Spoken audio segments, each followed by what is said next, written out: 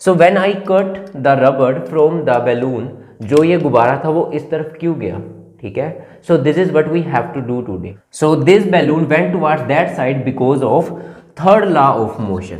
सो जो third law of motion है उसी के वजह से ये गुब्बारा उस तरफ गया। So third law of motion says that कि जब भी कोई एक्शन होगा तो उसका एक ऑपोजिट रिएक्शन भी होगा, ठीक है। सो जैसे ही मैंने इस एंड से इस एंड पे जो थ्रेड था और उसके साथ हमारे पास क्या लगा था, ये बैलून लगा था, ठीक है। सो जैसे ही मैंने यहाँ से इसको कट किया तो क्या हुआ, जो इसमें एयर थी वो कहाँ पे ब्लो हुई, टुवार्ड्स दिस साइड, क्लियर। सो जो एयर थी वो इस साइड पे ब्लो हुआ, जिसकी वजह से जो ये बैलून था वो किस साइड मूव किया, इस side, clear. So this is what third law of motion, कि हर एक एक्शन के ऑपोजिट एक क्या है, रिएक्शन प्रेजेंट है। So to each and every action there is a reaction. So हर एक एक्शन के ऑपोजिट एक रिएक्शन होती है, ठीक है। So air is moving on this side, so इसकी एक फोर्स प्रेजेंट है, ठीक है। सो इसका जो बल है वो क्या कर रहा है, इस बैलून को इस तरफ धकेल रहा है, ठीक है। So force of action will be equal to the force of reaction.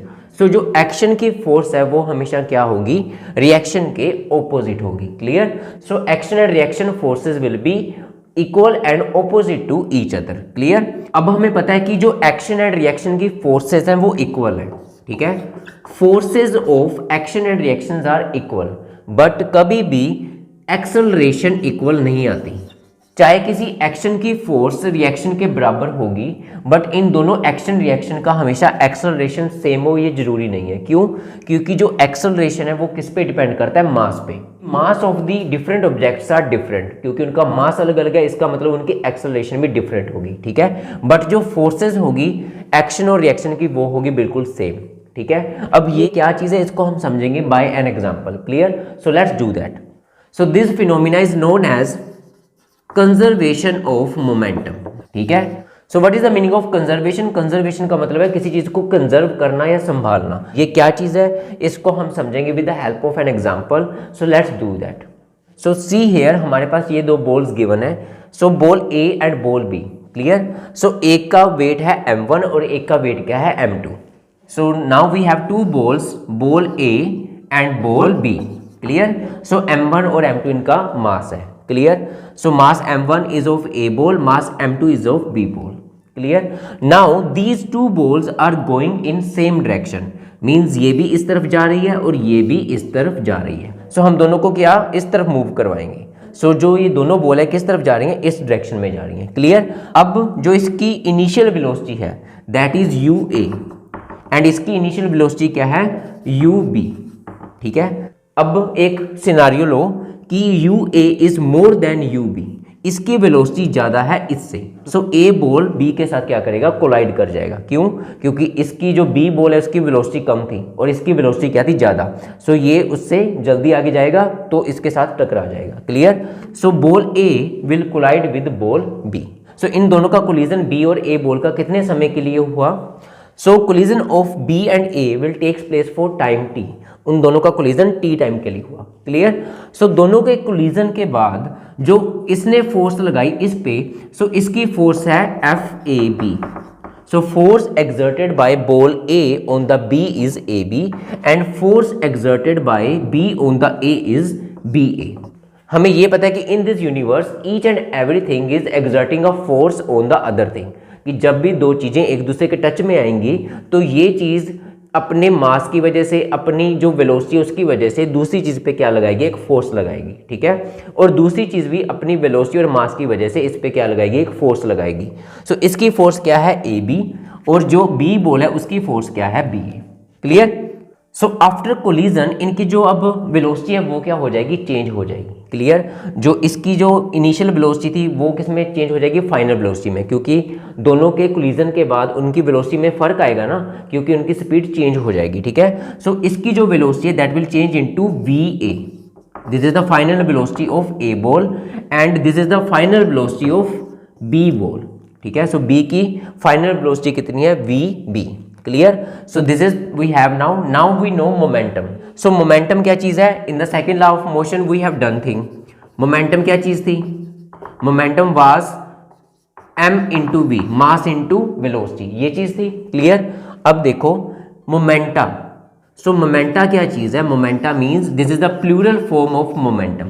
Plural form क्यों ले रहा हूं? क्योंकि यहाँ पे दो से ज्यादा चीजें हैं, ठीक है। ए बोल है, बी बोल है, इनिशियल वेलोसिटी है, फाइनल वेलोसिटी है, इसलिए मोमेंटा लिया है, मोमेंटम नहीं लिया, ठीक है। अब मोमेंटा कैसे फाइंड करेंगे? देखो सबसे पहले बोल ए का मोमेंटम कब? बिफोर कोलिजन, कोलिजन से पहले।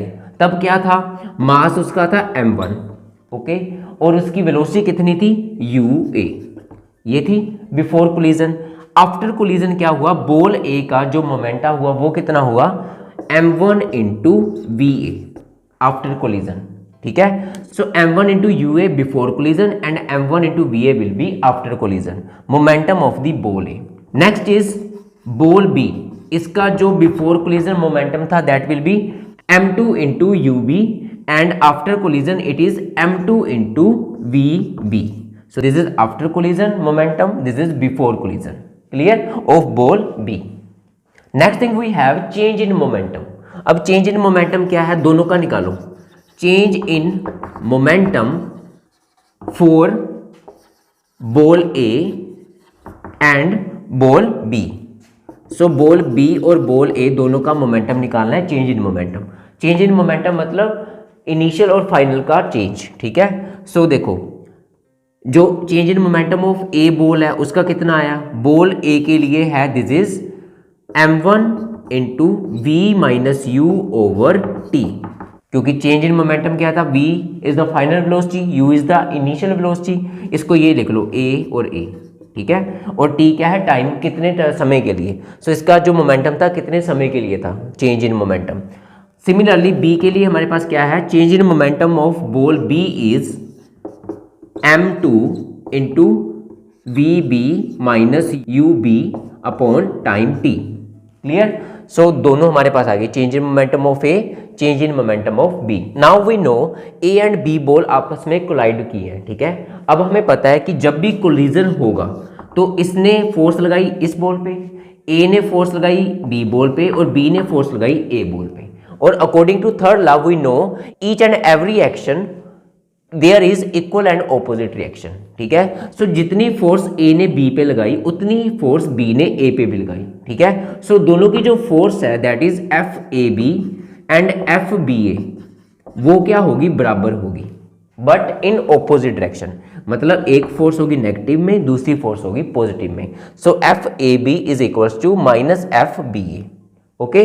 Force of A ball on B and this is force of B ball on A, clear. So now force हमारे पास ये चीज है। अब फोर्स हमें पता है चेंज इन मोमेंटम ही है, ठीक है। सो यही चीज हम लिखेंगे। सो ए बी के लिए ये चीज यहाँ पे और बी ए के लिए ये चीज यहाँ पे, clear. So M A V A minus U A over T is equals to M B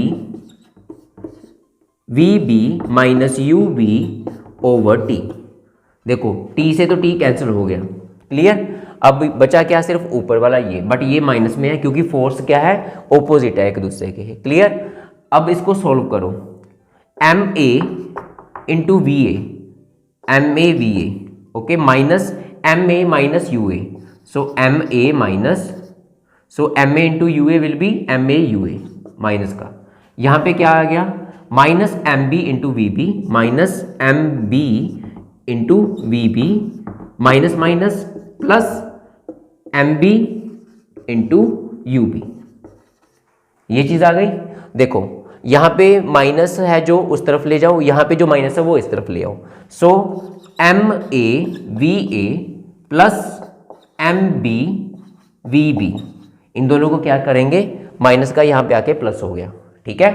और सिमिलरली पहले ये वाली चीज लिखो, M B U B plus M A U A, okay. So हमारे पास ये क्या है? थर्ड लॉ ऑफ मोशन का फॉर्मूला, ठीक है। So this is third law of motion, total change in momentum. देखो ये क्या थी? Final velocity. So final velocity V A V B into mass of A ball mass of B ball is equals to, so mass of B into U B plus M A U ए।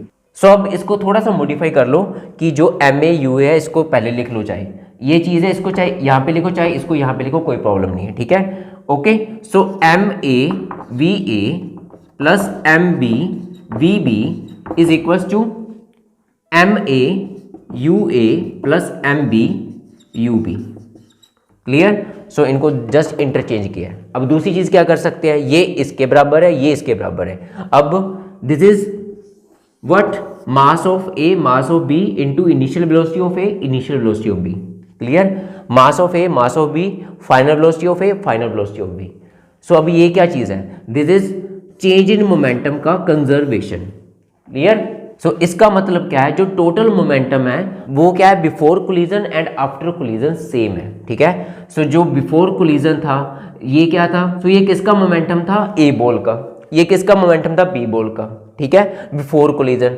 ये किसका momentum है, ए ball का। ये किसका momentum है, B ball का after collision. So what is third law, total momentum will be remain same.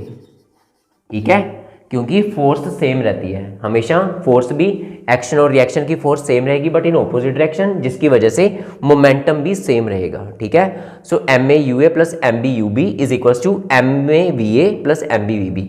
इस चीज को यहाँ पे और इस चीज को यहाँ पे भी लिख सकते हो, कोई प्रॉब्लम नहीं।